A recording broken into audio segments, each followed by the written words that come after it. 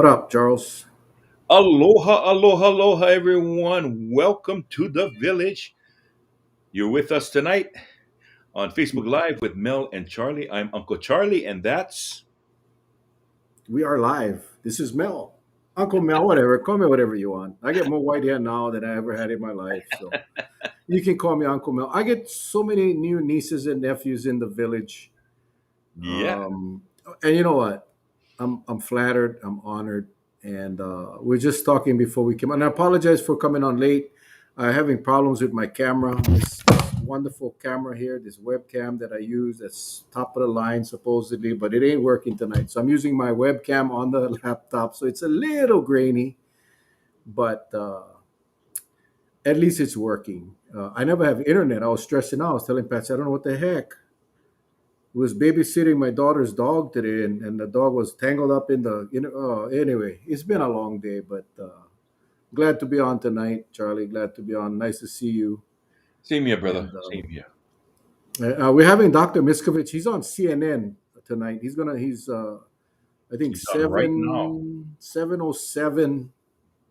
Yeah, they moved him back to 7:07, so he's gonna be joining us about 7:15, 7:17, Mhm. somewhere around there. So looking forward to what he's got to say. I kind of missed the mark. I predicted today we were going to have about 1,500 cases, and then 2,500 by the end of the month. But so I fell a little short, but nonetheless, almost 1,000 cases today, Charlie. Yeah. And interestingly, still no mention of changing the safe travels program. No mention about limiting the gathering sizes in bars and restaurants and concerts. I mean, it's just really the message again is to go get boosted, and we it's more than the vaccination and the boost. Yes, it's going to help. Yes, we know that, but we cannot allow, we cannot give this virus a breeding ground, and the breeding ground are those gatherings, and it's just I don't know what else to say really, man. Patsy and I are up here and we hang out at home. We babysit the dog. We ran to the store today to go pick up some stuff, but I'll tell you a story. Wait till doctor comes on. I'll tell you my experience today of going to get my test at the testing site, Charlie. I might just tell you early, but so we are. There's no test up here. We cannot find tests, so you got to go to the site to get tested. And I did find a Rite Aid store today that the lady said they were unloading containers tonight. If I call her in the morning at 6 a.m. And let her know I'm coming in, she'll hold some of the Binax now kits for me. So we'll have kits tomorrow. Right It on. sure Right on. beats sure, yeah. Get some nice people up here, but there are no tests and the home tests. Well, So George White mentioned 4,891 tests conducted, yeah, and which I believe today was 971. Am I off? some like no, I think you're about right. You're about right. So if that's the case, then 20% of that 4,891 tested came out positive. 20%. Yeah. Woo! Yeah, it's the positivity rate is off the charts. Oh, 961. yeah, 961. 961. Thanks, George. Yeah, so I was 10 Um, off. yeah, Right Aid is always helpful. I had never been in a Right Aid before. Patsy went to Whole Foods because that store is not as crowded. So we went to Whole Foods to go buy what she needed to make our spaghetti dinner tonight. And right next was a Right Aid, so I went in first time I ever went, and then the lady was super super nice, super nice. So yeah, Is that the uh, only kind of. So the Rite Aid is like a national pharmacy, right? yeah, yeah. It's like Because, walking into Longs. It's like walking into Long. Oh my god! Oh yeah, my god! well, Surprise! Hi, how dare she? I called her and left her a message, and appears on TV and can't even call me on the phone. What gives? How are you doing there? We don't know. No, I promise the network is not good over here. So I think I got your message like 2 hours later, and yeah, I'm sorry about that. No, that's okay. Even though it was 2 hours later, that was over 24 hours ago. Yeah. That's all Yeah. right. Not to worry. Charlie, you Yeah. got to recognize the fact that she's a celebrity now. Yeah. She's a celebrity, so hey, we gotta, like all No, the I'm other a celebrities. mom. So get my daughter now. How are Yeah. you Yeah, guys? I saw your Good. pictures. You got a beautiful daughter. I'm so happy that you guys getting some time to hang out together, and Yeah, I can relate. It's really, I gotta tell you, we take our sometimes we take our kids for granted, and then then when they're not around, and then yeah, understand. My kids are old. They have lives. They have their jobs. So we try to fit in, but on a typical vacation, right? If it was a typical vacation, we would have all the nighttime hours yeah, to go out and hang out and have fun. But we're not, because of COVID. We yeah, cannot go nowhere. Where the hell are you going to go? So, Yep. but Exactly. just being with them and being able to hug them and babysit their dog. Oh man, cute I tell dog. you, yeah, cute Yeah, little, like Norman. My yeah. daughter met But Norman, so Dr. Miskovich's dog, when they first got him. Oh, there she is. Well, it's not on TV right now. I'll oh show you yeah, the picture. we are on TV. Oh, We well, are on TV. she was hiding on the side. Just Hi. hi. That's Ali. Hi, Ali. Yeah, my son was just here, and I said, "Hey, son, perfect. We got this big couch right here. You can sit right next to me, and we can have my son as a As guest a prop. guest." Yeah, And and he said, "Oh, Dad." yeah, no, he said, "Okay, Dad, I'll see you tomorrow morning," Ah! and he was gone. Yeah, he was gone. But anyway, so nice to have you, Doc. We're No, just nice to talking about Yeah. the numbers. We're just talking about the numbers. We're talking about.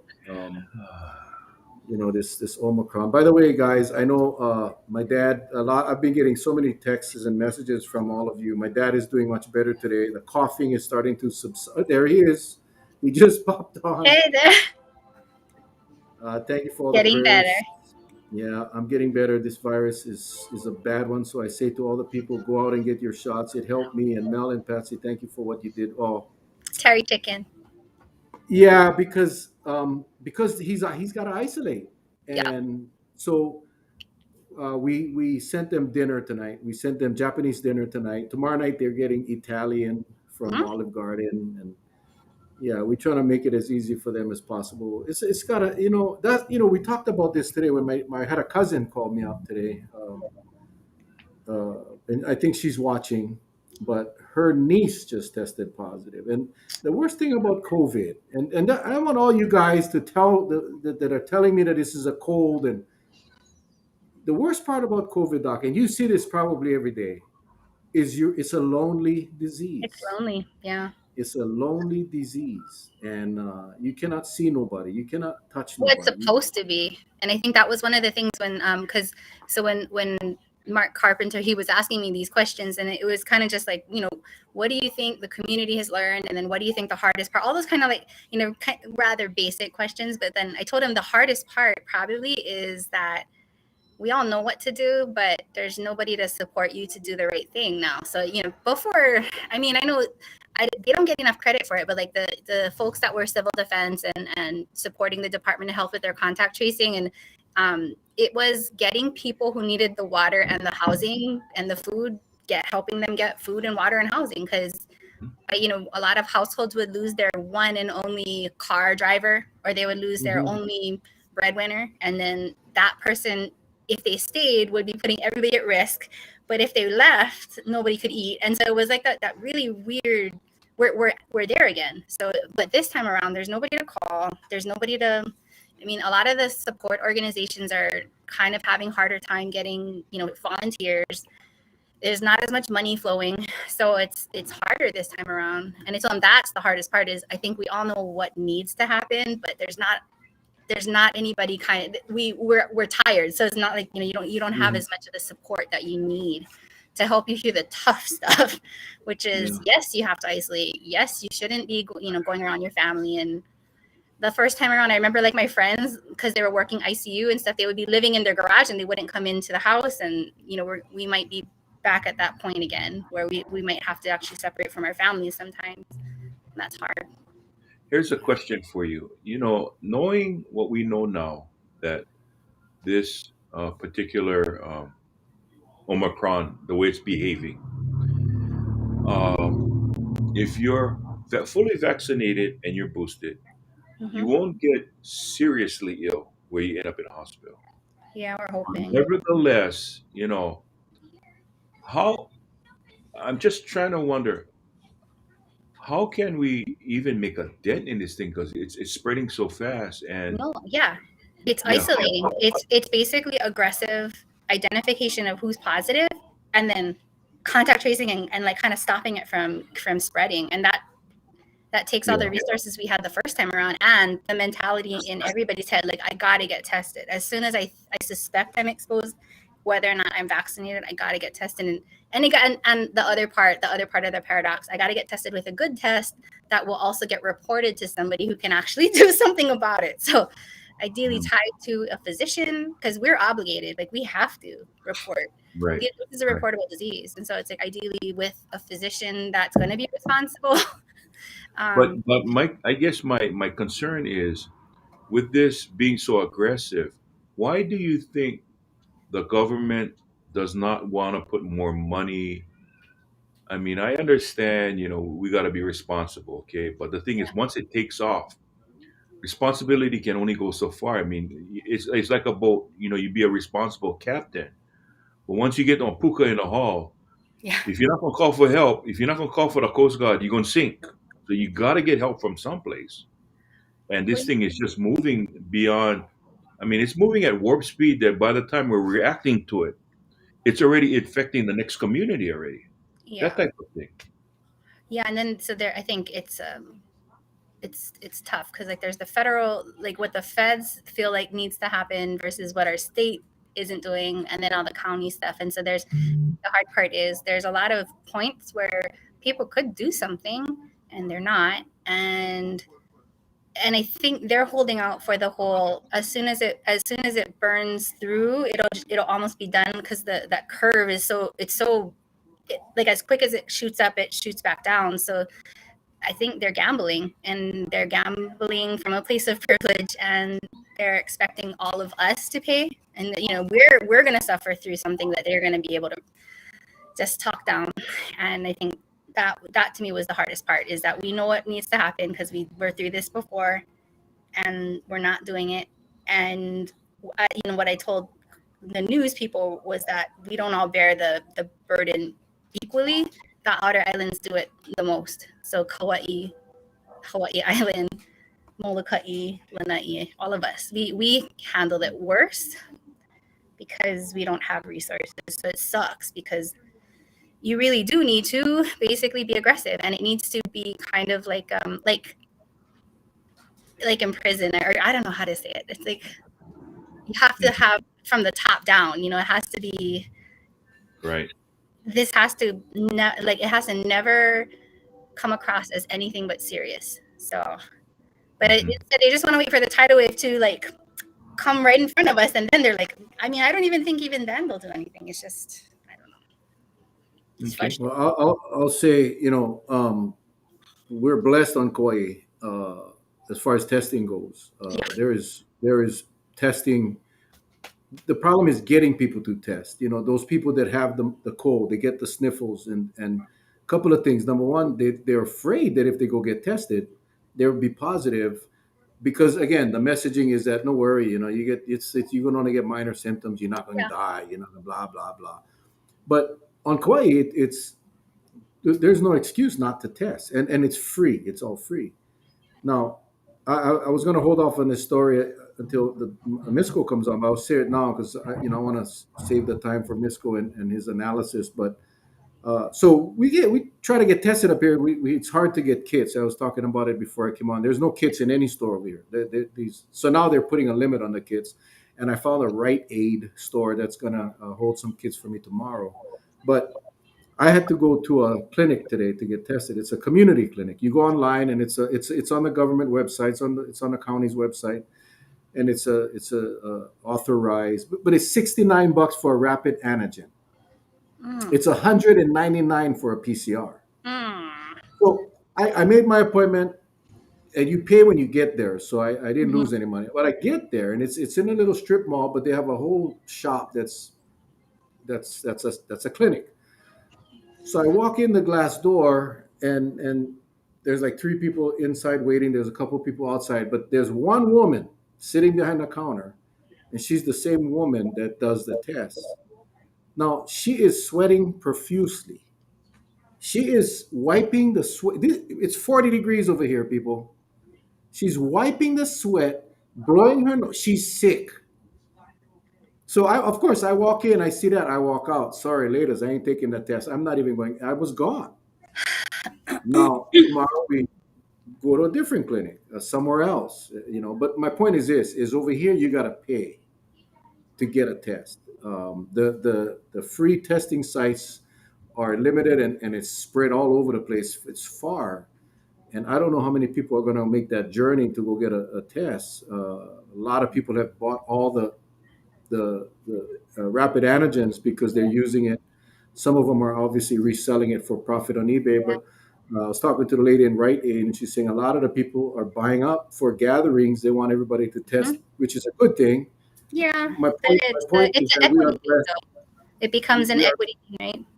yeah, it is. It's exactly, not everyone has equal access to these tests, and Yeah. if you don't have money, you ain't gonna get a test, and that's we just appreciate Kauai so much because you can go Lihue Pharmacy, you can go to the convention hall, and then those things are all free. So I just wanted to make that plug for our county. Hey, No. Doc, some people are asking right now Yeah. on the Big Island, on the Big Island, if they can't wait the 6 months, for the booster shot, Mhm. is there a site they can get a booster before the 6 month, or they have to wait the 6 months? So, like a lot of times, people are coming to our sites because they usually an MD or the RN is on, and my RN usually calls me and we talk about it because at this point we're trying to boost people. The quicker, the earlier, the better. And almost everybody, has some kind of increased risk or health issue. So I think Mhm. we have a low threshold, and actually I just signed reviewed with MD, and I've been boosting people. I'm not having them wait the full 6 months because right now we're just worried about kind of just getting that levels as high as we can. I mean, I'm not just walking out and just poking everybody's arm, but one woman did point out that she could have walked into any of the clinics on Oahu and nobody asked her a darn thing. And so she was like, so I don't understand why you can't just, and I said, no, that's the thing. I'm not saying no. I'm not saying no, but it is nice to have a conversation with one of our providers so that we can tell you what we think and why. And that, I agree. I think you are correct that you should get your third shot right now. And so there's Dr. Miscovich. Hi, everybody. Boy, you just caught me. I just came right off my CNN time, and they didn't get into this, but this was one of the things I was prepped to do, which tags right into this. We need to get off our butts as a country because right now we're about one of the last countries that is holding firm on 6 months. Yeah. Some countries have gone to 5, some have gone to 4, many have gone to 3. Okay. And you want to talk about a health system that's being progressive? Israel. Okay. They were way ahead of us. They started giving boosters a go. But guess what they're doing right now? Everybody over the age of 50 or 60, you have to check which age it is getting their fourth shot. They're just giving the entire population their fourth shot with Omicron now, after they gave them their third shot. So we need to get our country to start saying, move it on. The data is crystal clear. That's the issue right now. There's zero question about what the data shows on the mRNA vaccines. You could, probably get one popped every 3 weeks and not have an adverse effect. Not that I'd say, but there are some people in the country right now, especially those who are transplant patients, and there's more kidney transplantation than anything, and they have to take immunosuppressive medicines to allow their transplants to take and not be rejected. And a lot of times they're getting them monthly just to keep up enough immunology, enough immune response. So, um, you know, good news is, again, we think that it's up to us a lot. They're going to leave it up to a doctor's discretion, right? Yep. So Doc, if someone immunocompromised and have already had their third shot, or let's say they had their second shot and it hasn't been 6 months, or they've had their third shot and would like a fourth shot, is that a practice that's happening in Hawaii? Um, my guess is it is happening in Hawaii, and my guess is all you need to do, if you're a patient out there, all you should do is have a note from your doctor that says, I am caring for this individual, and in my professional opinion, due to their medical condition, their immunosuppression, I would like them to have an additional booster right now. I don't think you're going to get anyone not giving it to them right now. Yeah. So, yeah, and just actually, with a referral. I had a couple bring in a note from their immunologist, because I know a bunch of the doctors have been following people's antibody levels. And so a lot of them are like, they said, although there isn't any kind of widespread agreement on threshold, we have noted that this is decreased. And, and they just bring me, and they're usually frantic. They're like, please, doc, please. And I'm like, no. I don't have a problem giving you that shot. And I'm glad that they had that talk with their immunologist or their cancer doc. I think it was two different patients. And they please signed. They said, please give them their shots. Like, yeah, absolutely. And they usually have even a suggestion about which one. So lately it's been Moderna. I think, Doc, do you agree with that? They've been saying give them Moderna. Yeah, I've been pretty much going to say that, and I've said this to you guys many times, Moderna has a little bit of an edge. And we'll see. Time will tell, because remember, Omicron has changed the whole complexion of the immune response. And we'll see. We'll tell. We'll know more. But right now, with the overall database, Moderna is a little bit better. So, yeah, I was listening and I would switch gears real quick because we were talking about testing earlier. It was on a clubhouse discussion. It was an interesting one. There were doctors from all over the world, and the question on the discussion was about mandating vaccines, and it was overwhelming. These doctors from all over, from the UK, from Africa. It was amazing, pushing for a vaccine mandate.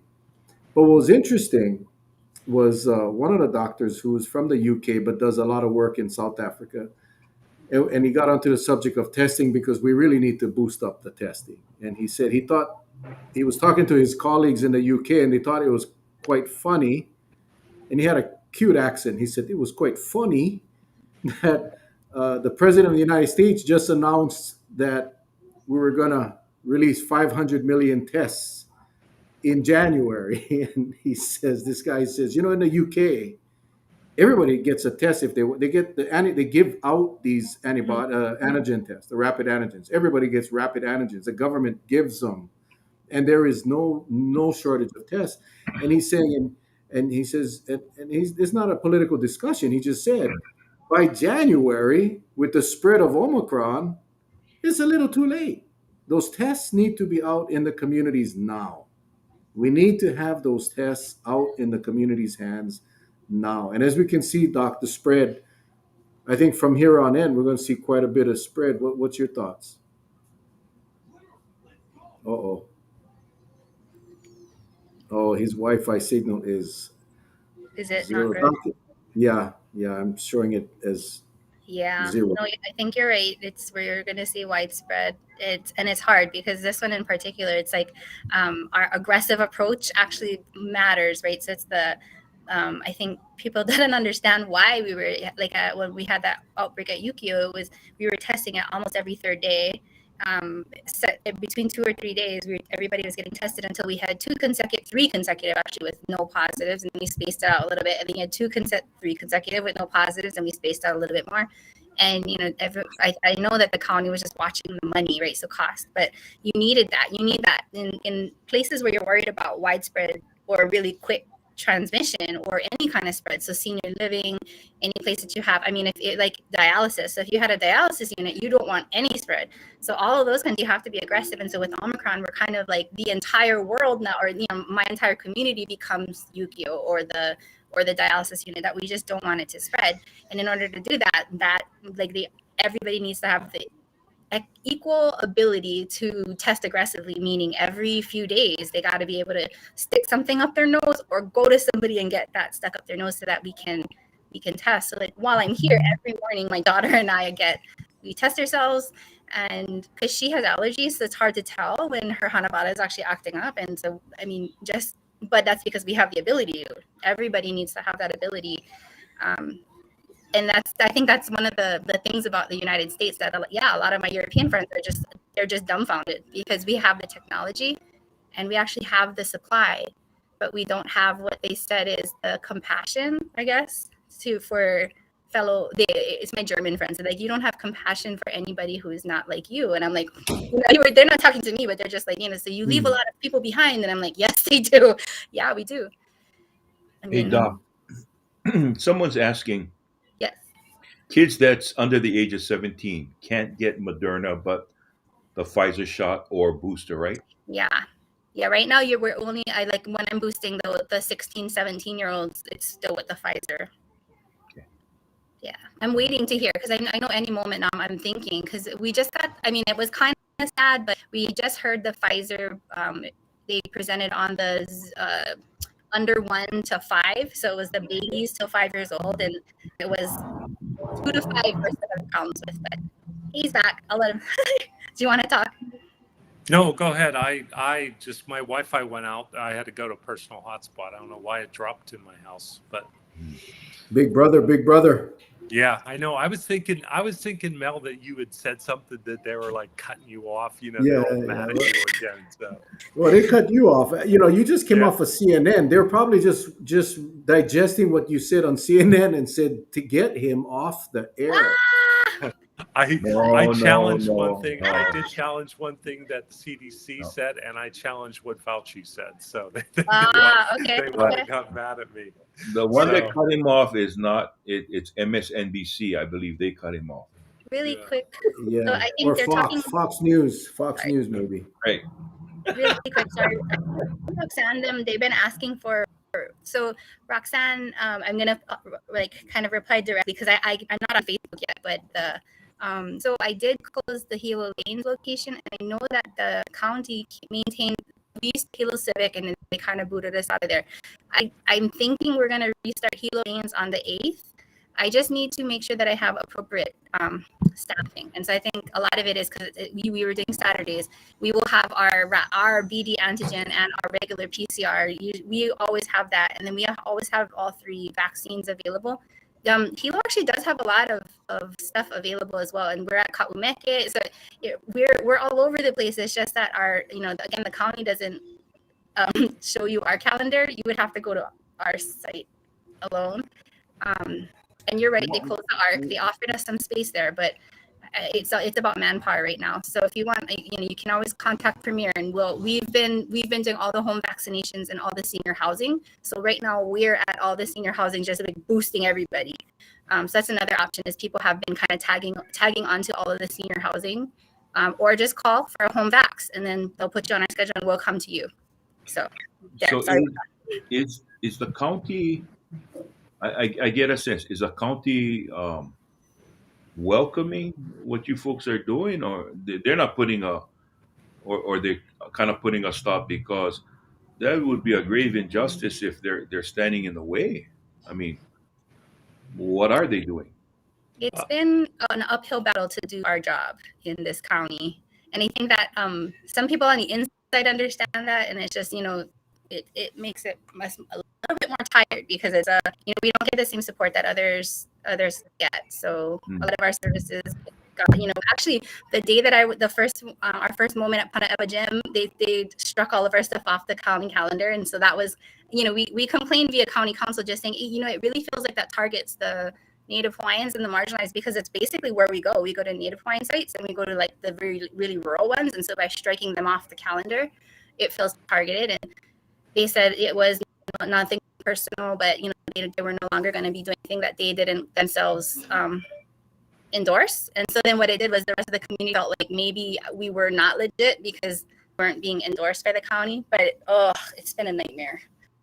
So I'll be blunt. The county is not run like a county. It's run like a kingdom or a fiefdom, and they have all their little political little gurus that they put out there, and they cut little special deals, and they bring little special people in, and they shower them with their county money, and so that's where we stand right now. We're kind of on the outside, because we're going to stand up for the people, and there'll be more information coming out about this kind of soon, about some of the unbelievable things that the county has done and how they've targeted us. So, just like one of the first things is we were running the airport. It was a great success under Harry, and then all of a sudden, like with a couple days notice, they gave the airport contract to a person who had never been in the airport testing, but was the personal physician of the Salesforce people. And all of a sudden they just got the contract. And then, then KTA gets a contract. They're, what's KTA doing as a tester, right? Or vaccinator? It's a locally owned pharmacy chain, but then they got tons of federal money thrown at them. So they just are, taking federal money and using as to pay off their political debts. And we'll never do that. I will always stand for the people. And as you know, what an amazing person Dr. Akiona is. She's the same way.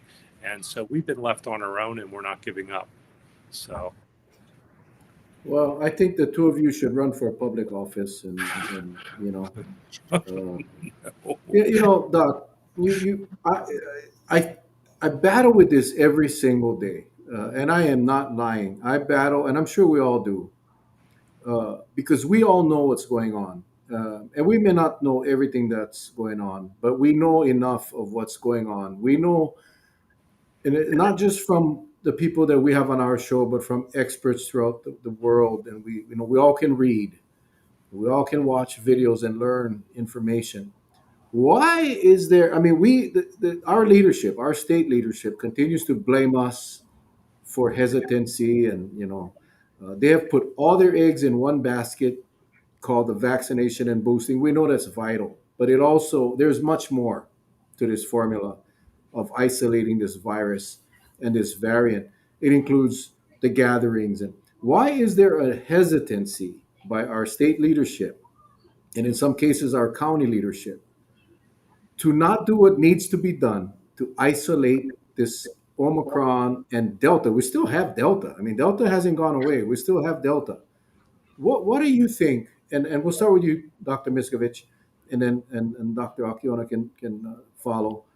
Why is the hesitancy? We suspect it's the visit industry, but really, what the heck is going on that we are just staying away from the unsafe travel program? We're staying away from re-implementing restrictions of gathering sizes in bars. What's your take? Okay. I'm able to say this. This has been held in confidence, but I had a meeting this morning with the governor, and it was with experts that It was with Tim Brown and myself, and Sumner LaCroix and David DeRoff. Jonathan Dworkin would have been there, but unfortunately his mother passed away suddenly 2 nights ago. Oh. But that's kind of that's kind of the expert that we have, that we've all been really pushing up and sharing data. Oh, and there's another major expert in there, Harry Kim. And Harry's been the driver of us finally getting a chance to give a presentation and sound the alarm. So we had a meeting. General Hara was very instrumental, and General Hara has been great through this, and I know he's been a guest. And essentially, the presentation is available. We can get it to you guys. And we did the presentation, and we had a good hour. Now, I'm going to give kudos out again. The presentation was given, and then Libby Char, our Director of Health, She then came out with what her recommendations are, and she was amazing. Libby has really, really stepped into that position. I mean, anything that we're talking about, she was very solid. And then we went through, and I gave some presentation. Everybody talked a little bit, and then, the governor said that he would think about it. Did then call emergency meeting with the mayors today, and there will be a press conference tomorrow with the mayors that I think is already announced, and we'll see. So what I think where we are left right now is all of this data is in the hands of the mayors, and he has pretty much pushed the responsibility to the mayors, and I think the medical community, including the Department of Health, stood up for every single thing we talked about on this show and continue massive vaccinations, massive testing, being prepared in advance for the pills when they're available, when we can get the newer versions of the monoclonal antibodies, reducing restriction, reducing gatherings across. We were very, very much recommending that, as was Director Char. And so now it's, I think, going to be in the hands of the mayors. The governor doesn't, I think, seem like he's ready to make a statewide decision, and I think we're going to hear a lot of the same discussion. It's up to the people to do it, and I am going to say what I promised I would say, because we were all supposed to be saying certain things in the airways, which was encourage the people to reduce their gathering sizes at home, and to wear their masks, and to be safe in their in their home gatherings. And if they can avoid going out, don't go out. So that's I guess what I can say. Well, we'll be looking forward to that press conference. I know Dr. Libby Char, to her credit, for a very long time has been subtly telling the public that she has made numerous recommendations. Her team has made recommendations that haven't been followed. I think she made it clear without actually saying that. And yeah, so appreciate you saying that, Doc, because I cannot imagine Dr. Char not standing up for the people of Hawaii. So, She Dr. stood up, Akiona, and we had yeah, three, and just to highlight, she agreed with everything I've been saying on this show, that that we should be changing 3 vaccines as what would be anything that creates a passport. There should be a 3rd vaccine ultimately required. Same thing for safe travel. So, Dr. Akiona, you want to add anything to add to that? No, I think the point is that you just gotta keep on trying, right? And I think with all the persistence that we have, and occasionally, as you have and as I have, I'm resting with my daughter, because it takes a lot of energy to keep on meeting with people, and just we have a lot of different venues that we just keep on trying to keep answering questions and providing the same information that we really think is crucial, that everybody needs to know, recognizing that not everybody is going to do exactly what we think they should with our information. But like your circles, all these circles that you guys are helping us get into, and that Harry, Mayor Kim has been really working hard to maintain. It's just about being persistent, basically, and we know it's the right thing to do. It's frustrating how hard we have to push to get people to listen to what they know. We know they know it's right. It's disappointing. yeah, and guys, the highlighted presentation from a guy that I've really become close to and work with all the time and talk to numerous times, Tim, is just incredible. And the thoroughness and accuracy. I mean, we had our meeting at 8, and we were talking and putting data in that was updated as of 7 a.m. I mean, we are updating our data points 3 times a day. And so it's the most highly regarded data, like literally across the world, that's available. I mean, I'm just speaking on CNN, and our data is better than what they have. And it's scary as hell right now. Where we're going, his projections right now show that we could, we're probably surely going to hit 1,500. We could even hit 2,000, by the end of the year, based off of just just because we're not doing anything to change the trajectory right now. Yeah.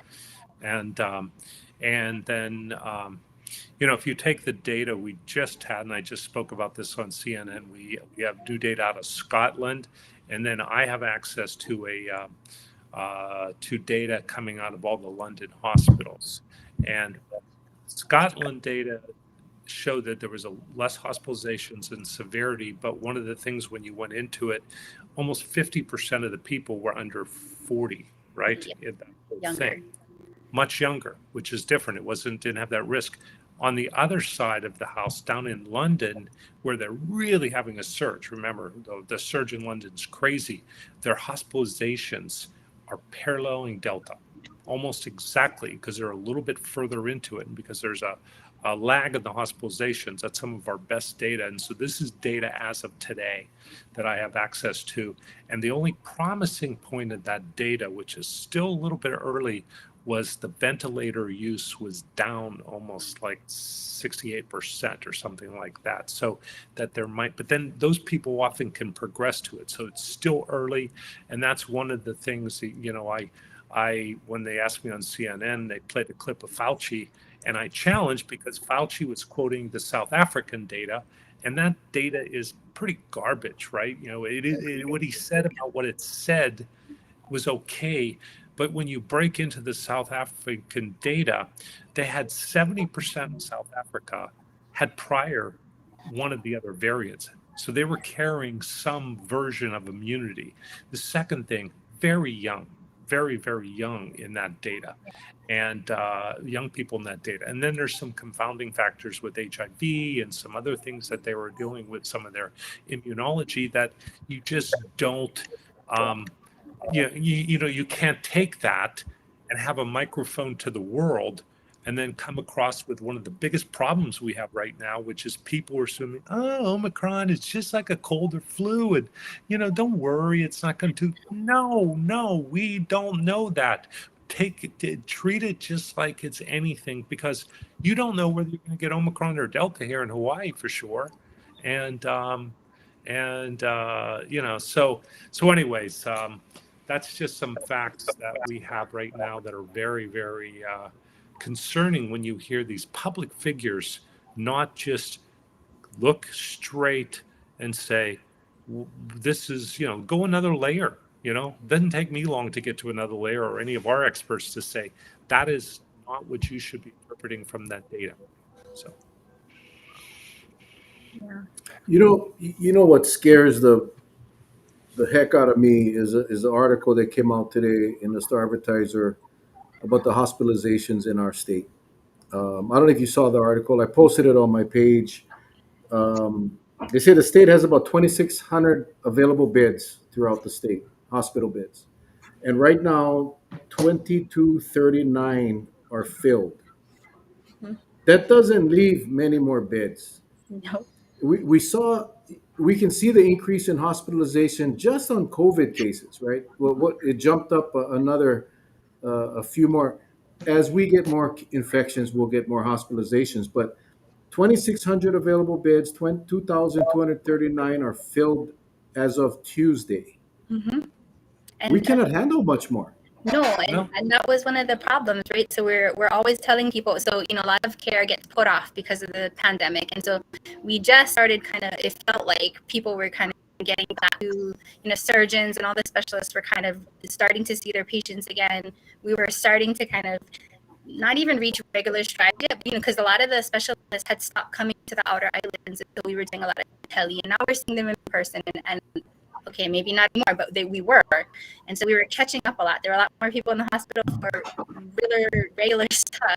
And, that was one of my big things to the mayor, was like, on a good day, we barely have space on the Big Island. So this is the time when you should be talking to, people like Dr. Miscovich and their team, because they're the idea of having pop-up hospitals, it has to be on, basically right, it has to be ready to go, because where we're headed is we're going to need them again, and well, we need to be ready, because Big Island never has any wiggle room. okay. let me jump on and comment because man, you guys catch me always after I do my national worldwide TV. I'm like all amped up, and I've just continue to get my up to the date data. One of the big issues that comes out of some of the things that Hilton said, and will translate back over across the country in the UK, is that he was saying things today later that it's all about staffing. It's people too, that we are not treating our staff fair if we're just assuming we want to stuff in another 2, 3, 400 people with COVID into the beds. They are not going to have enough people. And so already there's this discussion coming out. Oh, yeah, but then we can ship some more in. How about let's stop people from getting put in the hospital before we start shipping people in to do the coverage? Now, just again, all we have to do is look across the world, and that's our book that people like me who are studying it across the world and involved with it. Well, what did they just do in the UK today? Because they are so desperate now with people in this rapid rise. Everybody's getting infected. It can be hotel workers, it can be first responders, it could be hospital workers. So they just were forced today to reduce the isolation period to 7 days because they won't have enough workers to do anything, essentially. So, and now other countries are doing the same thing. And then they're saying, well, if you can get a negative antigen test on day 5 and day 6, then we'll let you back after 7 days for the vaccinated. Not if you're unvaccinated, you're at 10 days. And, it's about what about the people? What about the people? So when I hear some of our leadership in the mayor range start talking about hospital beds, what an insult to the healthcare workers. Yeah. What an insult to those people whose lives are on the line and whose family never sees them. And then when they get home, they probably can't turn their brains off. And when they finally get some time off, they're probably just like, I mean, I know I'm probably not that easy to be around. My wife does tell me that because I never turn it off. I can't turn it off. Wait, you told me to. I know. I tell you to, but I need to take my own. I need to take my own. The only thing I can turn it off is when my dog starts snuggling up to me, and I can just Norm, and I could just pet my dogs and relax. But otherwise, it's nonstop, 18 hours a day, 20 hours a day. It's impossible. And my team at Premier knows this. When I give my pep talks to everybody and thank them, I've said this from the very first time in March of 2019, is failure is not an option. That's what the world needs to understand. That's what we need to understand. That's the way everybody has to live, is we are going to survive this. We are going to beat this, but not the way we're doing it now. Not the way we're doing it as a state, not the way we're doing it as a federal government, across the board. I mean, God bless Harry, because Harry should be running a massive, we're talking today and Harry's point was, this is 7 days a week. This is an emergency. Yeah. And we need to treat it as an emergency. And there needs to be a comprehensive statewide plan that will look at testing and vaccinations and coordination of all that, and then treatment and the medications and all the people that are needed for this. You can't sleep when this happens. This is an emergency. And, God bless him, man, because that is the case. We should have that freaking diamond head crater opened up right now with the emergency response. We've got a question right here, and I think Dr. Akiona answered it earlier. But this is from Scotty Shapiro, and he's talking about Israel's now giving everybody a fourth shot. But I don't think Scotty heard Dr. Akiona earlier. Yeah. Yeah.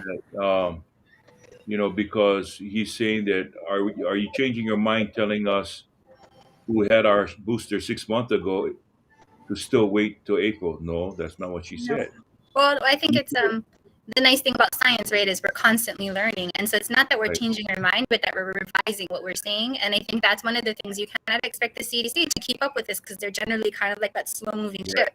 But the people on the ground, and a lot of us that are responding, we're taking in the information and we're learning as we go, just like the rest of the world. And the nice thing is, like we kept on saying, we can see ahead into time almost, because we're watching the other country, what they're dealing with. And the nice thing is Israel is basically like a country where they're like a controlled experiment, because they all guys are, and that all of their information was kind of being monitored. They're learning a lot of things that longitudinally, so over time. And so they started giving their fourth boosters or fourth shots to certain parts of the population. And we know that there's specific parts of our population that need more support than this average. So when we always say, when we say, hey, wait 6 months, it's like we see it as physicians as a guide. And then the nice thing is we have individual kind of discretion, because we can see, like, some people aren't making good immune responses. We know that for a fact. But my best friend's a transplant surgeon. Some of her people are not going to have the same degree of protection. So, we're using our medical training, and those people will get the fourth shot. Some people, like Doc had mentioned before, are getting frequent shots, or maybe frequent, antibody treatments, because that's their immune system. So lots of things are going to be not generalizable, but yeah, it's got. You probably missed it a little bit earlier, but yeah, Doc We talked. mentioning. Yeah, we talked all about that, Scotty. I was mentioning how we're so back assward here in our country, where we're one of the last countries that's not pushing up the allowability for people to get boosters, and they're still saying 6 months for the general population, and that's not what we should be doing. Like I said, there's 5 months, 4 months, 3 months in the boosters from other countries, and bottom line is that in the retrospectoscope, when we do post analysis, again, I said this before, CDC is going to be basically hung out on this, because it's going to have to be totally redone. Yeah. It is not an organization that could respond rapidly to a pandemic. It can't. It's just not structured the right way. This has to be an emergency response. It has to be the CDC FEMA that is similar to what happens with a hurricane or a major event, and there's got to be enough people that can come on and boom, get right on it, because there are different people in the medical world that can respond rapidly, right? Yeah. They're out there. Look, we're doing it. There's people, there's a hand, there was a dozen people in the state with that all have background and have been able to respond. And there are people all over the world that are responding. I am meeting amazing people all over the world with all the states and counties and things that I'm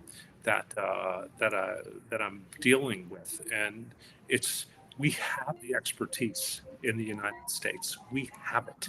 We just need to put it together and organize it the right way.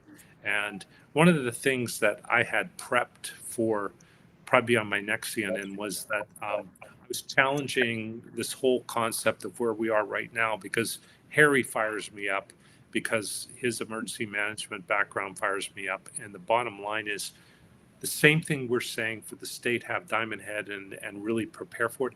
That should be happening at the federal level. You know what they're doing at the federal level? They're taking a bunch of money, and then they're basically coming out with a few general concepts, and then they ship money to counties and states and say, do it. And again, I'm a first line person experiencing it, because I'm working all over our country with different counties and states. Some are incredible, and the others you go, what? And I have to, what's good is I can explain to what this state did or this county did, and I can start sharing the information. It shouldn't be coming from me. It should be coming from the federal government. There should be, boom, here's what works. Here's what the evidence is. You're going to do this. I'll get it done and get it done by then. And it should be uniform, with what's going on. And right now, one of the things that we did talk about, which kudos to Dr. Akiono, because we talked about in the governor's meeting this morning, and this was Libby, her point when we start talking about what to focus on with vaccinations. She was like, yeah, it'd be nice to do a broad vaccination, but she said, I'm really, really concerned that we do a focused vaccination drive for our over 65 and frail or people with healthcare risks. And because we have these drive up vaccinations, but my comeback was, let's take it to them. And who's doing that? Our group in the Big Island. Dr. Akiona is doing that. And we need to do that across the state. So if there's something we should do, we need to rally an effort.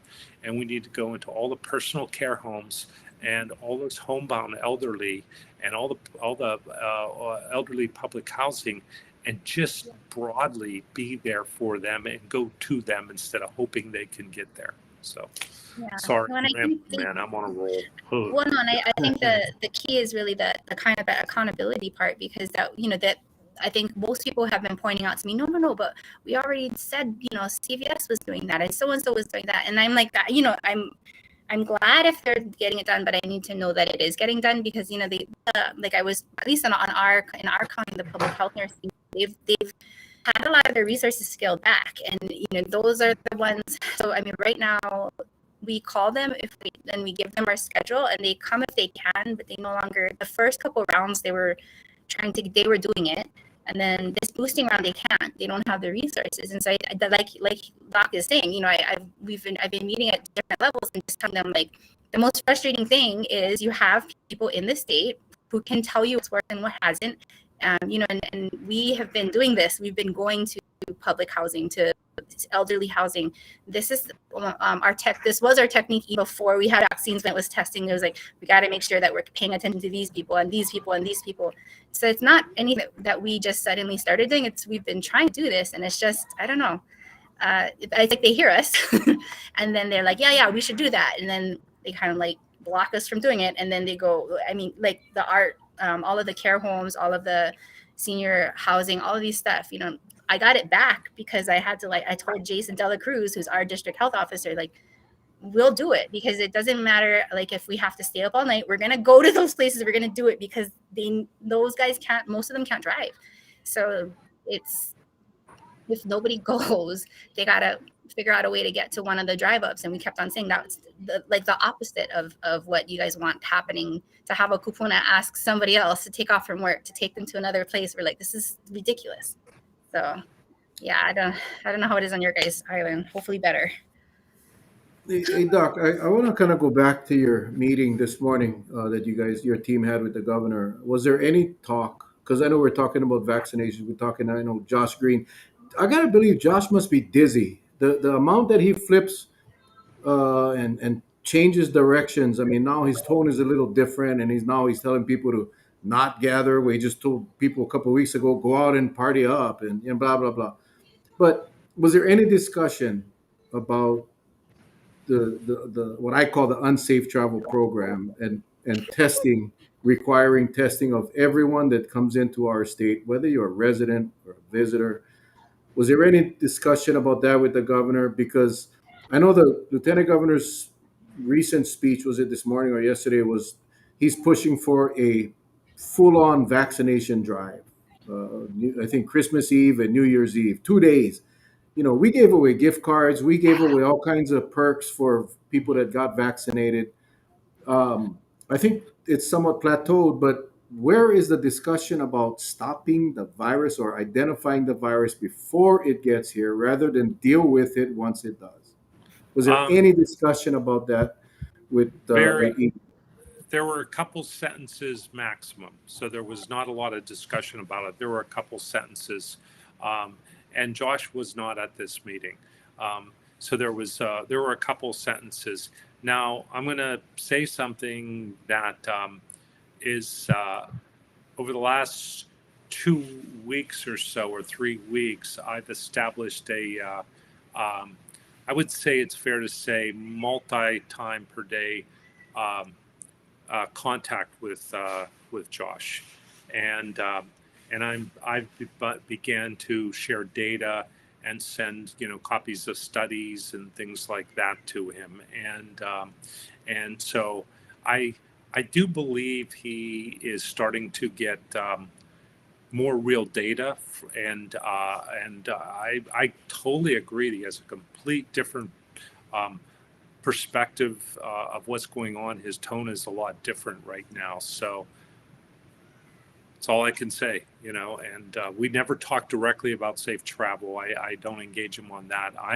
I've been more sounding the alarm of the of what's coming, of the dangers that are approaching us, and he did mention, he's been very much vocal with me that he really wants to get as many people vaccinated as possible and get mass testing available. And that's definitely one of the components that we need. We all know we need to have, one of the things about testing is the positivity rate is going through the ceiling. We have an urgent care over in Kaneohe, and our percent positivity is almost up to 40%. And that's outrageous. That means there's so many other people positive out there that it's just crazy. We're not getting enough, so we don't have enough testing available. And like I said, we need to have every corner. We need to have, like, there needs, whatever main parking lot is available, we should have so much vaccine drive-through available that anybody who wants one should find one within an hour, anywhere, anyhow. And that needs to go on until we get people, over between now and the end of January. I don't think it's just 2 or 3 days. We need to get a lot more. So that's my. Well, I bring that up because today's numbers, and again, Kauai is the only county that is doing real time data that doesn't sugarcoat it. They tell you straight up what we got. And today we had 41 cases, and 41 cases, 24 of them travel related. I believe 11 was mainland, and the rest were. And Charlie had to leave. He just texted me he had to go deal with an issue. And I know we're at the 8 o'clock hour. But 41 cases, 24 travel related. I think it was 11 mainland travel. I don't differentiate between mainland or inter island with the numbers on Oahu.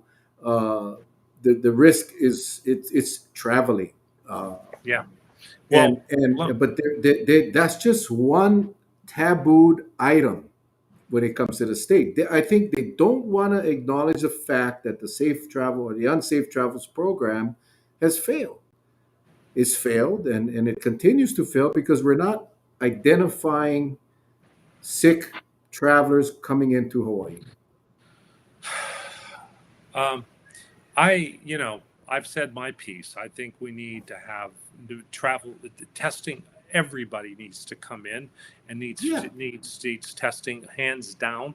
And again, my feeling is, at the bare minimum, we need a very high quality PCR 24 hours before you get on the plane, because that means that if you get it 3 or 4 days before, and then you contract COVID the next day, and then 2 days later you get on the plane, well, let's eliminate that. Let's get his best chance right on.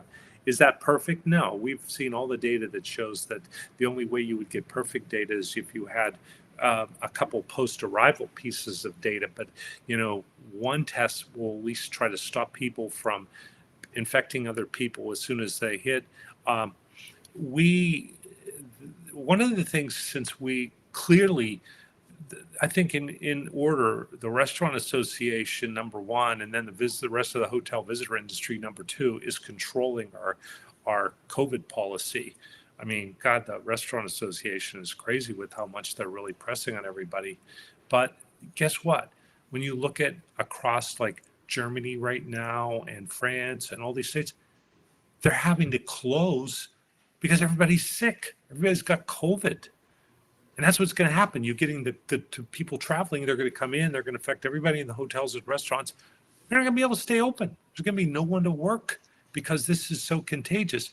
Do we realize that as we dive into this more deeply, we may be now, with this variant, facing the most contagious infection our planet has seen, where we can calculate it at all ever, with Omicron, we're probably going to exceed measles and some of the other things. Think about that. Think about that. One of the most contagious infections, UW. Actually, Dr. Akiona and I are kind of on staff teaching at University of Washington, very highly accredited university. They have a modeling group that's similar to HIPAM. It's probably the most respected one in our country. And remember, modeling groups are data analytics, right? So they're not doctors and they take data. Did you guys hear what the data that came out of them today? The new data out of the UW Modeling Center says that they feel that by the end of January, we may have 3 billion Omicron infections across the world, and that we may have end of January, February, up to 140 new Omicron infections in the United States. I mean, even if they're only 140 million. 140 million, right? You forgot the million. Only, I said 140. My gosh, we got that in Hawaii. Yeah, even if they're only partially right, yeah, that should just send a shudder down your spine of what the world is facing right now.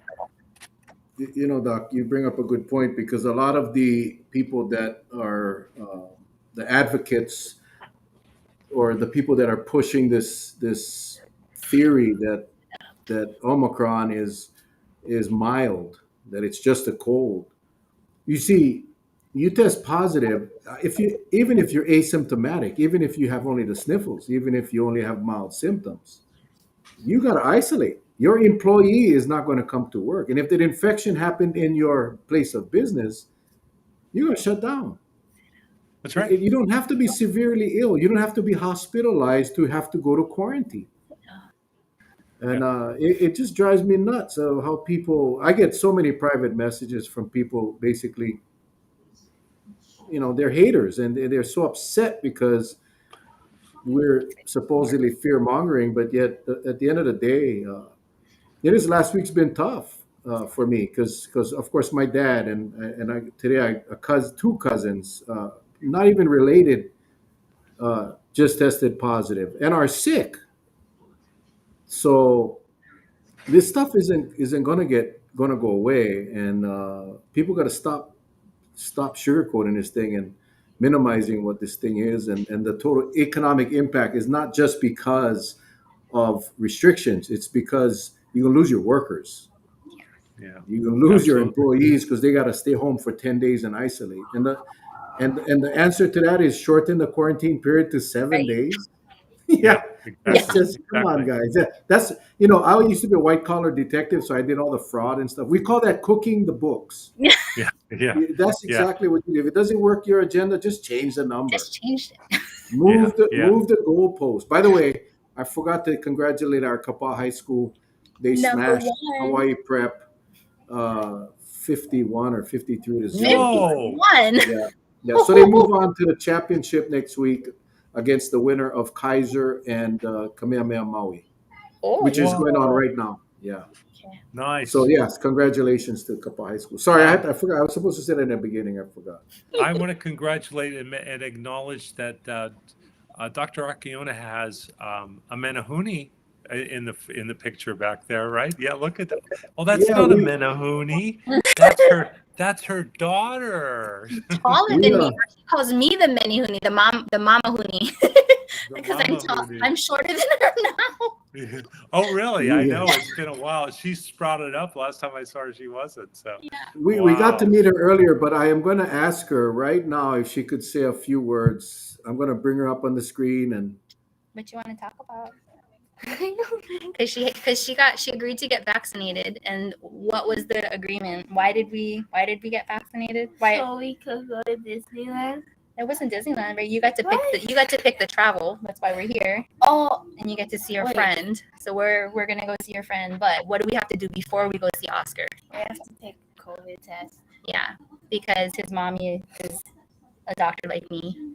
So you want to tell them a little bit about that? Not really. Not really. How she does not like taking tests. She hates it. But she's been taking a rapid every morning.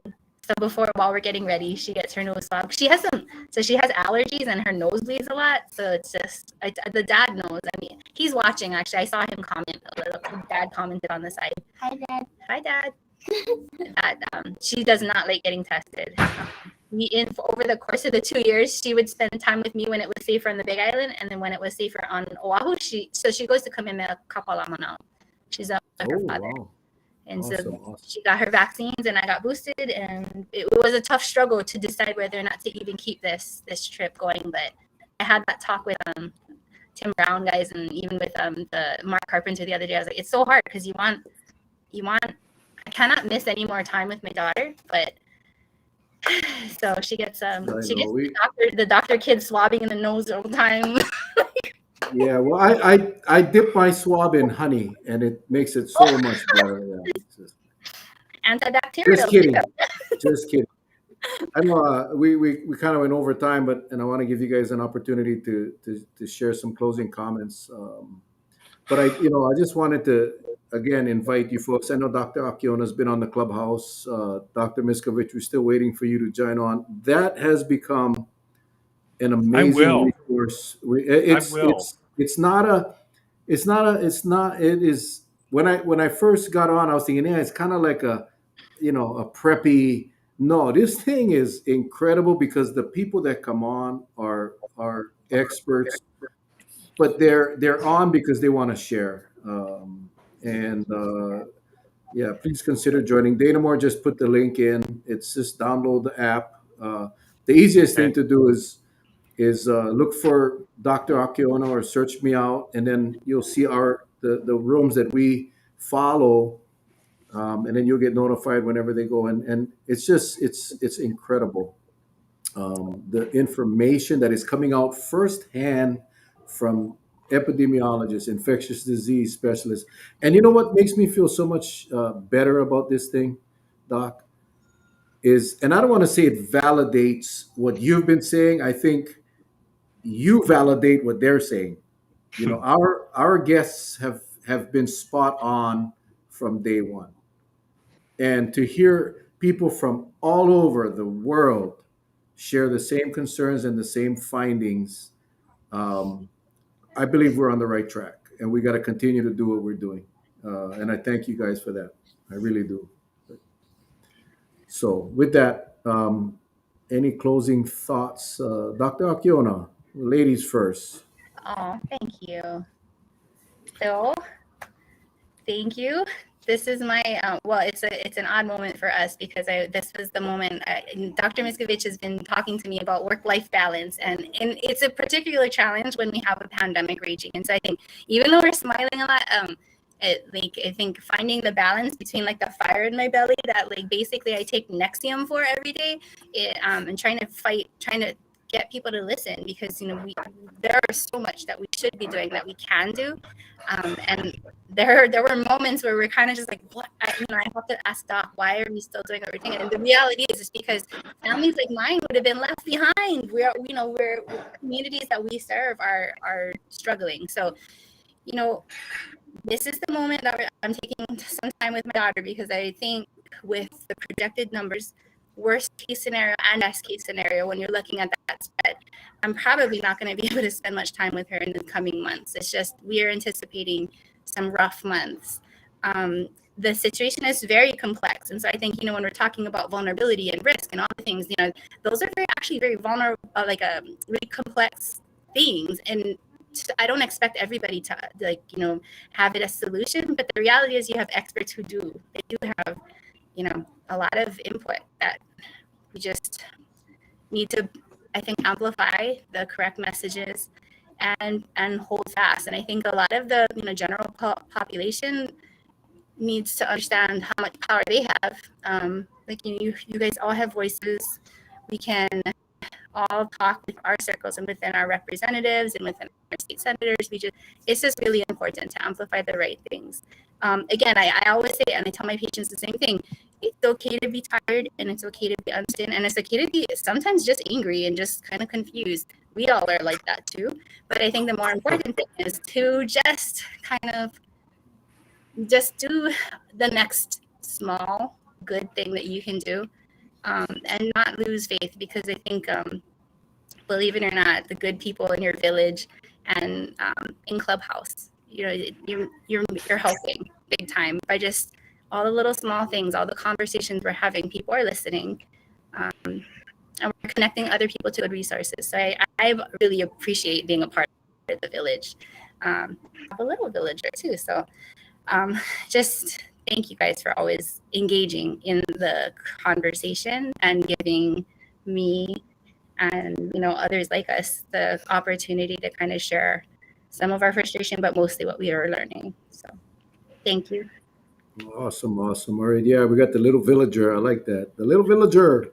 Doc Miscovich. Oh, by the way, your mom is a hero. I hope you know that. As is Dr. Miscovich and many others. Yeah. All right. Well, I want to echo it. And, Dr. Akiona is just nonstop, and she's been doing such an amazing job.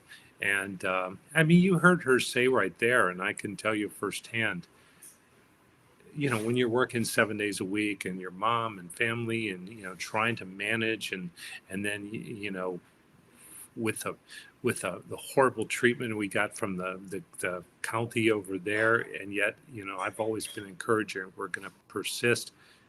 You know how hard that is? Then I talk about all these hospital workers and people I know that, doctors, staff, nurses that are there, and what they're feeling and how, this affects them. Um, it really is hard. I mean, I last night I probably woke every hour and a half, and I was getting up and doing research 2 or 3 times in the middle of the night. I probably have barely gotten more than 5 hours of sleep in the last 6 months, and it's not easy. It's not easy when you're committed to doing this, and then what makes it harder is when you know the answer and you know it's going to save lives, and then no one listens, and then people die, and people have to bury their family members, and those are friends, family, those are long-term patients, those are everything like that. So it's hard on everybody. If you know anybody in the healthcare field, give them a hug and tell those nurses and those people that are out there and the doctors and staff and the people in the clinics, thanks for what they're doing. And the first responders, thank them all. Now on the positives, it is a holiday, it is Christmas. Please hug your families that are, safe. Wear masks if you have to, but really enjoy the time with your family, but don't overdo it. And we've said it before, be outside. But I want to leave people on the fact that we will do this. We will get through this as a world. We will have a time when we look back and we will talk about, oh my God, you remember that Omicron thing? And I'm encouraging everyone to be one of the survivors, to talk about it, and to make your families and your loved ones survivors, to be able to talk about this and look back and learn from it, because the world's never going to be the same. There's so many things that are going to change after this, and most probably for the better. But we will survive. Say your prayers, and truly, on such a blessed holiday like Christmas, let's all remember, why we're here, and our faith, and we will survive. But everybody start with caring for each other. Okay, care for each other. It's not about you. It's about family, and it's about community, and that's how we'll survive. Awesome. Thanks, Doc and Doc. Yeah, we're a few days away from Christmas, and this is our last show before Christmas. We're not going to come on Christmas Eve, guys. I don't think you guys want to see Mel and Charlie on Christmas Eve. We will return next week, but I echo everything was just said by the two doctors. This is the second Christmas already with COVID. We've had a lot of people on this show, We've had, and to Scott's point earlier, have you changed your mind?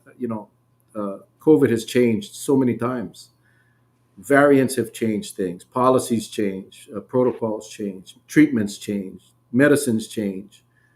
You know, I don't think it's a bad thing when policy changes. I don't think it when treatments change. It's not a bad thing, and I don't. I get kind of disappointed when I see those types of questions being posed as like what no what you backpack no this thing has changed so many times, and I just for me I just want to mahalo the two of you as well as all of our guests for having the cojones to come on and take a stand and make a position known, because it may be different tomorrow or next week.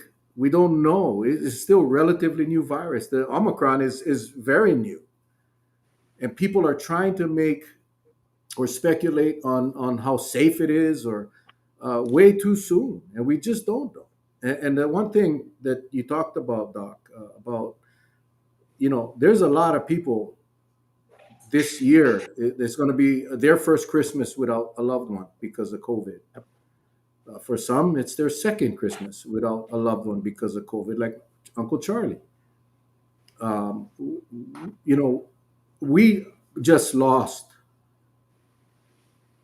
two dear friends last week, 1 week apart, a mother and a daughter on Kauai, COVID.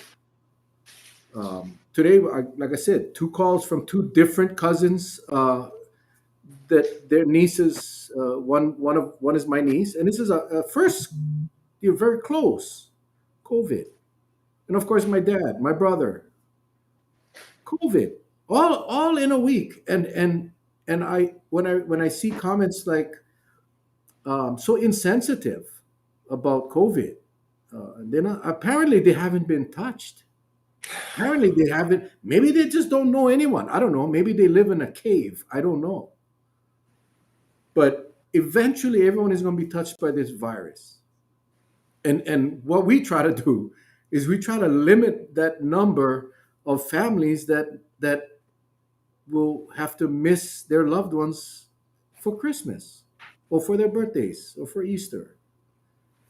So this is Christmas. I ask everybody to be safe, to like Doc said, love.